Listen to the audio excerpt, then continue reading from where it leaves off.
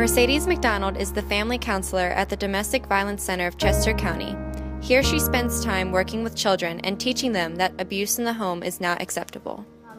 Children are the silent witness, so it's very important to be aware of them and to give them a space where to, talk and express how they feel about it. And it's not only about the two parties that are involved in a violent act or an abusive relationship, it's about how they affect the ones around them and the kids that they made out of this relationship. So a lot of times these kids do not count with the support or the people to help them, and they're so young that it's not like they can go up to somebody and ask for help. A lot of times everything they do is through their parents, and their parents are not available.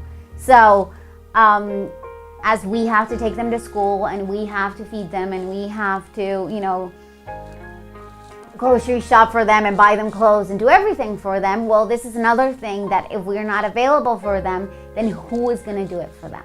So we really need to be aware of these kids that don't have a voice, that don't have support, that don't find a place where to feel safe or where to fall asleep, and are just running around the system or in foster cares and just don't have anybody to advocate for them.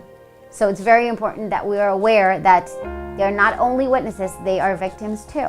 And we need to work with them to avoid them repeating the cycle just because that was what they were exposed to when they were young.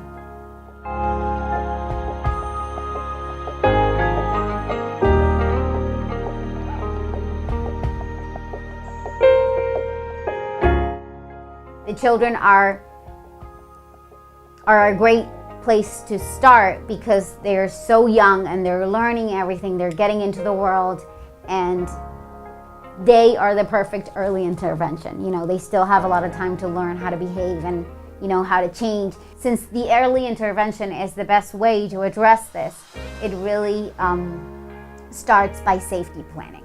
So they have to be aware of what to do if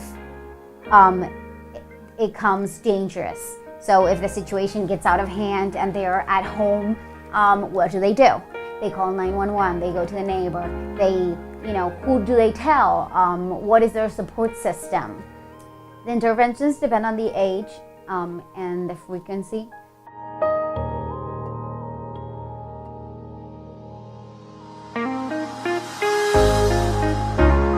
When I start, I generally interview the mothers just to get the back story of the family and the history and where it started, know a little bit about the child.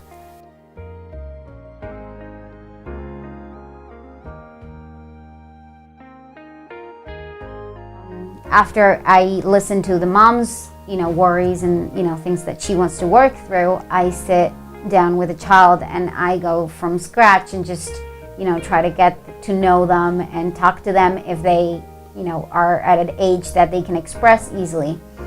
If not, if they're a little bit young for that, I just start with a book just to, open the gates towards expressing and opening up towards feelings.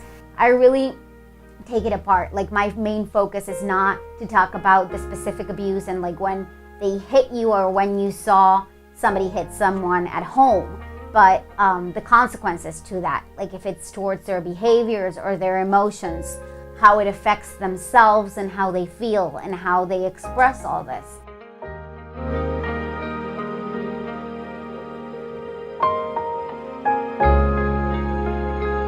The next sessions, I am prepared.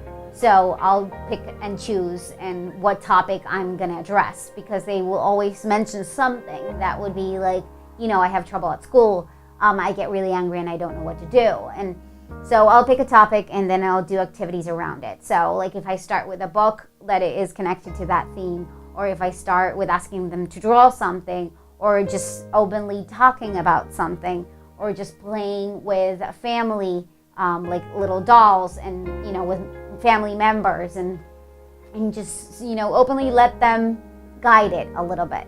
So I do a lot of connections between, expressing through the arts, expressing through the music, through the literature, expressing through different, parts of their body, and just, go through the route that they feel more comfortable using. They're also more willing to receive like help and more open, and it's a lot about the adventure of learning and working through stuff and playing, and it's just so much easier. They don't feel that guilt and that, embarrassment. A lot of kids at an early age don't understand those feelings yet, so they openly express what they went through without too much trouble. I love my job. I really love working with kids. Like I said, they are just so honest about everything. So a kid that tells you that he's been abused because daddy, mommy, grandpa touched me, it's true. There's nothing around it that will make you believe that they're just building up that, to get a benefit out of it.